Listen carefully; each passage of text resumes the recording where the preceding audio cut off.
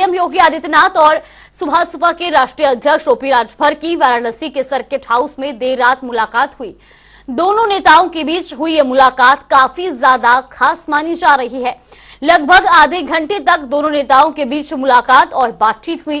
राजनीति के जानकारों के अनुसार सीएम योगी आदित्यनाथ और ओपी राजभर की ये मुलाकात आगामी लोकसभा चुनाव में भारतीय जनता पार्टी और सुहेलदेव भारतीय समाज पार्टी के गठबंधन के संकेत है।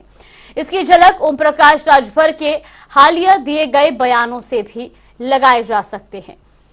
और सवाल अब यही बन रहा है कि क्या 2024 के चुनाव में दोनों पार्टियां साथ में मिलकर चुनाव लड़ सकती हैं।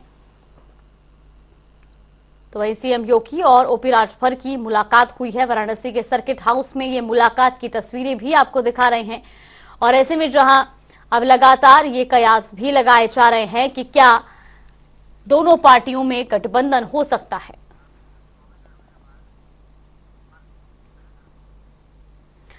तो इसी खबर पर ज्यादा जानकारी के लिए वाराणसी से हमारे सहयोगी धर्मेंद्र चौबे और साथ ही लखनऊ से हमारे सहयोगी अनूप कुमार सिंह हमारे साथ जुड़ गए हैं। धर्मेंद्र, सबसे पहले आपसे जानना चाहेंगे, सीएम योगी आदित्यनाथ और ओपी राजभर की मुलाकात हुई है। मुलाकात के कई मायने भी निकाले जा रहे हैं। देखिए जागृति, सबसे बड़ी चीज जिस तरीके से इनके पुत्र का विवाह था उसमें उत्तर प्रदेश के डिप्टी सीएम का आना और उसके बाद भाजपा के दिग्गजों का जमावड़ा होना कहीं न कहीं पहले से ही संकेत के रूप में देखा जा रहा था। लेकिन कल देर रात की जो मुख्यमंत्री योगी आदित्यनाथ के साथ मुलाकात हुई है वो काफी मायने में अहम रख रही है, क्योंकि 2024 चुनाव नजदीक है और उत्तर प्रदेश के प्रदेश अध्यक्ष भूपेंद्र चौधरी भी वाराणसी में मौजूद है। उसी उपरांत चलिए धर्मेंद्र, आपके पास लौटेंगे। यहाँ पर हमारे साथ सुबह के अध्यक्ष ओपी राजभर जी जुड़ गए हैं। बहुत बहुत स्वागत है आपका जनता टीवी पर। जिस तरीके से बीते दिन आपकी सीएम योगी आदित्यनाथ से मुलाकात हुई है, अब ये कयास लगाए जा रहे हैं कि दोनों पार्टियां 2024 में साथ लड़ सकती हैं। नहीं, ऐसा कुछ नहीं है, वो खाली चर्चा आप लोगों के यहाँ। तो जो मुलाकात हुई है सर्किट हाउस में, वो किस लिहाजे से की गई थी? हमारी मुलाकात नहीं हुई है। इसके अलावा भी उप मुख्यमंत्री ब्रजेश पाठक से भी लगातार आपकी मुलाकात होती आई है। तो इन मुलाकातों के तो कई मायने निकाले जा रहे हैं, क्योंकि अब 2024 के चुनाव नजदीक हैं। भाई, हम बसपा में थे तो उस समय माननीय ब्रजेश पाठक जी बसपा में थे जी। हम बीजेपी से गठबंधन किए तो बीजेपी में आए, वो भी मंत्री थे, हम भी मंत्री थे। इस समय वो डिप्टी सीएम है, हम विधायक हैं, तो संबंध अपना है लोगों से।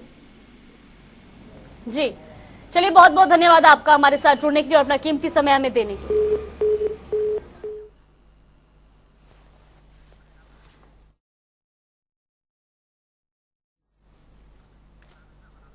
चलिए धर्मेंद्र, आपके पास लौटेंगे वापस। जिस तरह से जो है मुलाकात के कई मायने निकाले जा रहे थे, लेकिन अब खुद ओपी राजभर जो है इस बात से मुकरते नजर आ रहे हैं कि गठबंधन जैसा कुछ भी नहीं है। देखिए, फिलहाल मैं जागृति बताना चाहूंगा, जिस तरीके से ओम प्रकाश राजभर इस चीज को सिरे से खारिज कर रहे हैं, वहीं सर्किट हाउस में ओम प्रकाश राजभर गए और जो बातों की कयास रही, जो अंदर से बातें निकल कर आई कि मुख्यमंत्री के साथ इनकी मुलाकात हुई। फिलहाल मुद्दा यह है कि आपको बताना चाहूंगा कि ओम प्रकाश राजभर चूंकि गठबंधन जो होना है या जो होगा 2024 को लेकर जो भाजपा रणनीति बना रही है या सुहेलदेव भारतीय समाज पार्टी रणनीति बना रही है, वो स्पष्ट तभी हो पाएगा जब ओम प्रकाश खुलकर मंच पर आएंगे। क्योंकि ओम प्रकाश राजभर अभी थे फोन लाइन पर, उन्होंने स्पष्ट तौर पर यह कह दिया कि ये हमारे संबंधों की मुलाकात है। लेकिन जिस तरीके से ओम प्रकाश राजभर का झुकाव भारतीय जनता पार्टी की तरफ लगातार बढ़ रहा है, इससे कयास पूरी तरह से लगाई जा सकती है कि भारतीय जनता पार्टी की तरफ रुझान अब बढ़ते नजर आ रहा है और भारतीय जनता पार्टी भी इनके तरफ कहीं न कहीं अपना जो रुझान है वो बढ़ा रही है 2024 को लेके।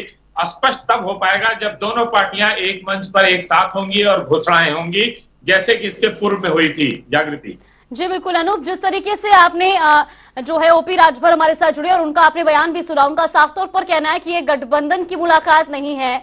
और जिस तरीके से उन्होंने ब्रजेश पाठक के साथ मुलाकातों पर भी जो है विराम लगाते हुए कहा कि उनके साथ संबंध है इसलिए मुलाकात होती है।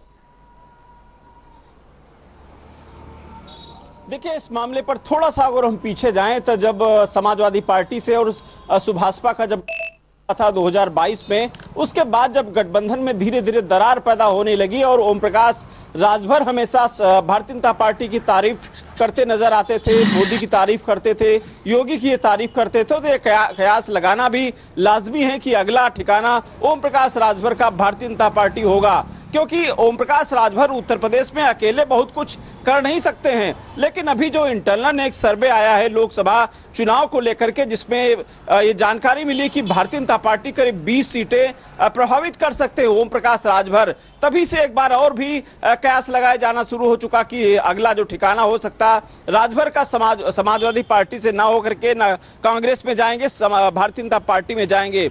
अभी जब ओम प्रकाश राजभर के भतीजे की शादी थी तो भारतीय जनता पार्टी के बड़े कदावर नेता, चाहे वो मोदी की बात करें या फिर मुख्यमंत्री योगी आदित्यनाथ की बात करें या फिर प्रधानमंत्री की बात करें, सबको निमंत्रण दिया था। हालांकि प्रधानमंत्री इनकी शादी में नहीं पहुंच पाए, लेकिन वहां से एक शुभकामना संदेश जरूर आया, मुख्यमंत्री की तरफ से भी शुभकामना संदेश जारी हुआ और तमाम बड़े नेता वहां पर गए भी। तो ये कहीं ना कहीं 2024 का जो पार्टी को है 80 में से 80 सीटें जीतने का, और ओम प्रकाश को भी कोई न कोई सहारा चाहिए, क्योंकि उत्तर प्रदेश में अकेले पार्टी में बहुत कुछ कर नहीं पाएंगे ओम प्रकाश।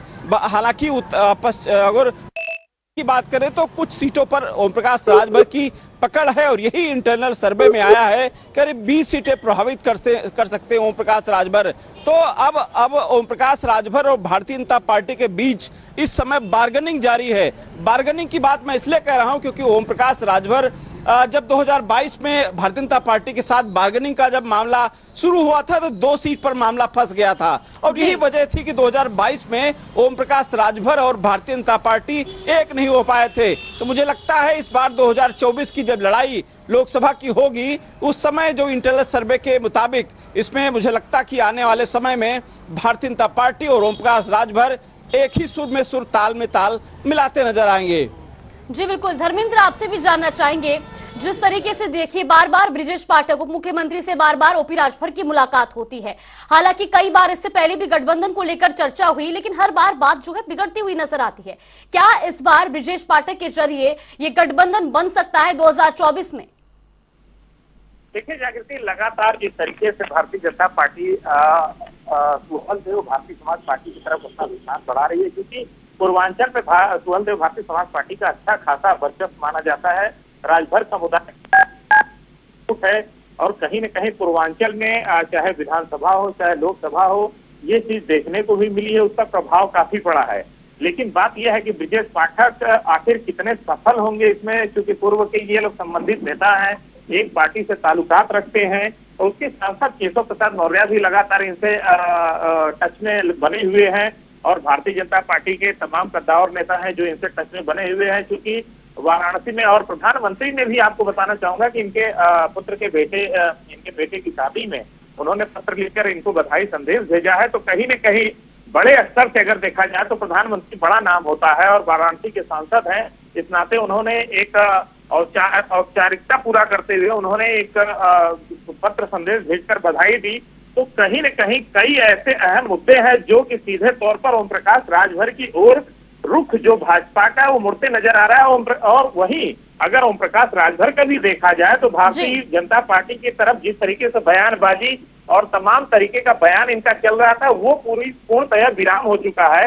अब ओम प्रकाश राजभर कहीं न कहीं जो भी मंचों पे दिखते हैं, बातों को अपने साझा करते हैं, तो भारतीय जनता पार्टी की कहीं न कहीं तारीफ इनके बयानों में नजर आती है। तो इससे तो स्पष्ट होता है कि जो रुझान है वो अब भाजपा की तरफ इनका मुड़ते हुए नजर आ रहा है। लेकिन अभी खुलकर ओम प्रकाश राजभर कुछ इसलिए नहीं बोल रहे हैं कि हमारे सहयोगी अनुज जी बता रहे थे अभी कि जो बार्गेनिंग का दौर है, जो पूर्वांचल में सीटों की बात है, ओम प्रकाश राजभर तमाम, इससे पहले सपा के साथ भी उनका गठबंधन था, तो उन्होंने सपा के साथ भी बार्गेनिंग की थी, तो वो कहीं न कहीं वो चीजें निकलकर फिर आ रही है, जिसको लेके ओम प्रकाश राजभर अभी स्पष्ट नहीं कर पा रहे या भारतीय जनता पार्टी तय नहीं कर पा रही है, इसलिए एक मंच पर अभी नजर नहीं आ रहे हैं। जागृति जी बिल्कुल, धर्मेंद्र बहुत बहुत धन्यवाद आपका। अनूप, आप हमारे साथ बने रहिए, लौटेंगे आपके पास।